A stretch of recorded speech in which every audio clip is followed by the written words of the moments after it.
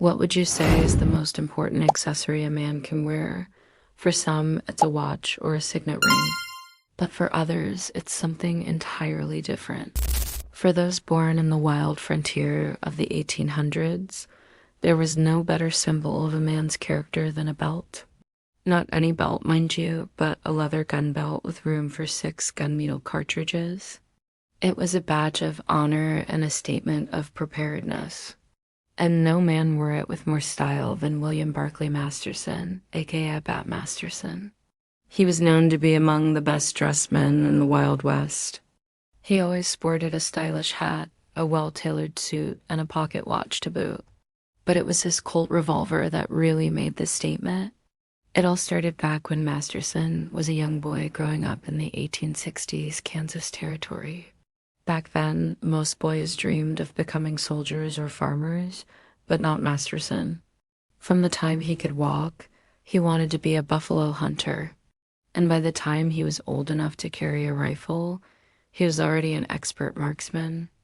In fact, when Bat was just 13 years old, he was given a single-shot muzzle-loading rifle.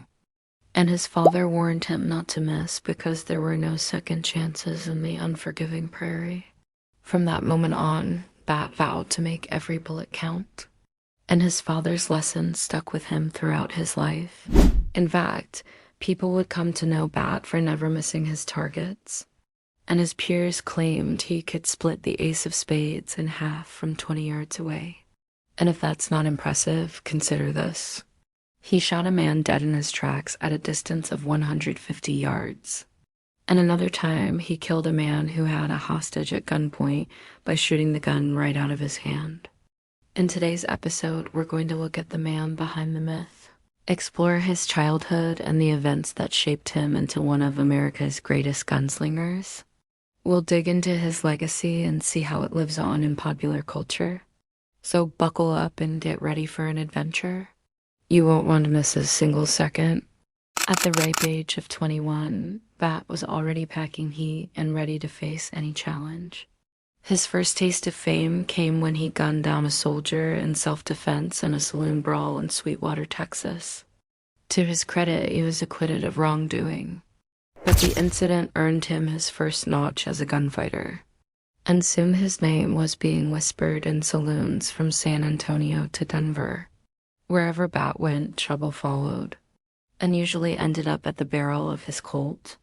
But as his reputation grew, so did his skills.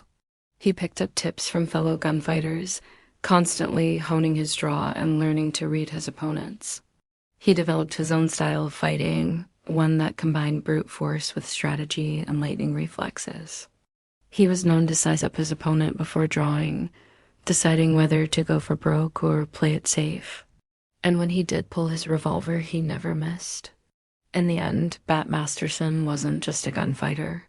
He was an artist, a master of his craft who took pride in his work and never settled for second best. As one of his contemporaries put it, he was the best damn gunfighter I ever saw.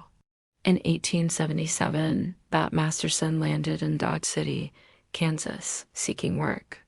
At the time, the town was a rough and tumble cattle town with more saloons than churches and more dirt than grass. It was the kind of place where a man could make a lot of money, but he had to be willing to risk his life doing it. Masterson was up for the challenge and quickly established himself as a skilled and fearless lawman. When he first arrived in town, he was hired to work as a deputy sheriff, but within months he was promoted to the rank of sheriff. His job was to keep the peace in Dodge City, and that meant dealing with everything from rowdy cowboys to deadly outlaws. Masterson handled each situation with the same level of skill and determination. He arrested criminals without hesitation, broken up fights, and even saved lives. One of his most famous exploits came during the infamous Dodge City War, a violent turf war between two rival gangs. The violence was so intense that at one point the streets of Dodge City were littered with dead bodies. But Masterson held his ground and eventually helped to broker a peace deal between the gangs. Throughout his career as sheriff, Masterson faced countless dangers. He was shot at, stabbed, and beaten, but he always came out on top. His secret was simple. He was always prepared. Masterson was known to carry a pair of pistols on his hips and a rifle on his back. He also had a special talent for anticipating danger and using his environment to his advantage. If he felt like a fight was brewing, he would move to a location where he had the high ground or use furniture to block his escape routes. He was also skilled in hand-to-hand combat and could take down an opponent with a single well-placed punch. So what was it about Masterson's style that made him so effective? Part of it was his confidence. He never backed down from a fight and always stood his ground, but he was also a master of intimidation. His piercing blue eyes and square jaw sent a message to his opponents that they were in for a fight. But perhaps the most important element of Masterson's style was his ability to stay calm under pressure. He never let his emotions get the better of him and always kept a clear head. In the heat of the moment, he knew that a split-second decision could mean the difference between life and death. And he was always prepared to make the right call. Dodge City was the kind of place where men came to get rich, but they also came to have a good time. There were plenty of saloons, gambling halls, and brothels to cater to the needs of the weary travelers and cattle hands. But as the sun went down and the shadows grew longer, the danger increased. That's when the guns came out and the dice games turned deadly serious. For Bat Masterson, though, Dodge City was a chance to make a name for himself. He was a skilled gunfighter, but he was also a shrewd judge of character and a fair-minded mediator. He could handle a gun as well as anyone, but he preferred to use his wits to solve disputes rather than blowing someone away. When he did draw his weapons, though, he was as deadly as anyone in the city. He had a quick draw and a steady aim, and he wasn't afraid to use his guns to protect himself or his friends. As the years passed, Masterson's reputation grew. He became known not only as a fearless lawman, but also as a man of integrity and honor. He was respected by the outlaws as well as the law-abiding citizens of Dodge City. But as the frontier faded and the Wild West gave way to civilization, Masterson knew it was time to move on.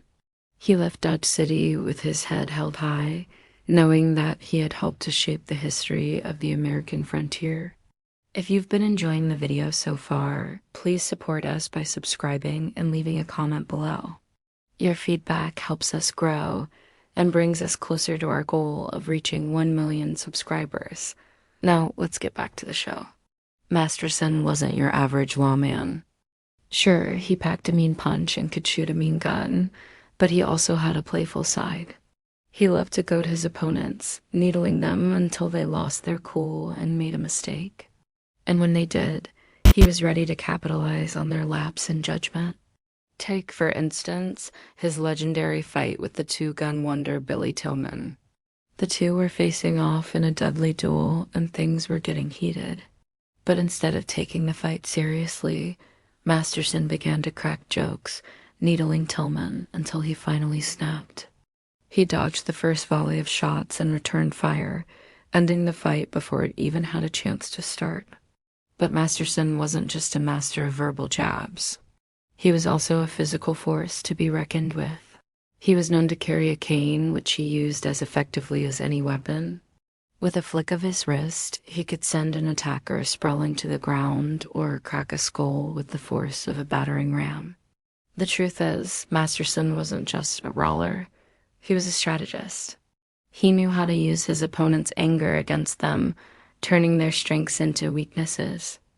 And when it came to fisticuffs, he was as skilled as any prize fighter. In fact, he was once challenged to a bare-knuckle boxing match by a man named Joe Bowers. The fight was fierce, but Masterson came out on top, proving that he was just as adept at fighting with his fists as he was with his guns. Now, you might be wondering why a man of Masterson's caliber would resort to such tactics.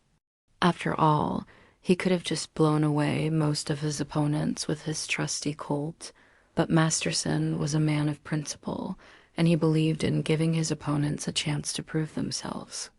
He wanted to see if they had the skill and nerve to stand up to him, if they could hold their own in a fight without resorting to cheap tricks or dirty tactics. For Masterson, it wasn't about using any means necessary to win. It was about facing an equal in battle and coming out on top. By goading his opponents, throwing them off balance, and using unconventional weapons like his trusty cane, Masterson was able to showcase his skills while also giving his adversaries a fair shake. And when the smoke cleared, he stood victorious, cementing his status as one of the greatest fighters of the Wild West. Thank you for watching. Subscribe if you haven't yet, and check out these other videos from our channel.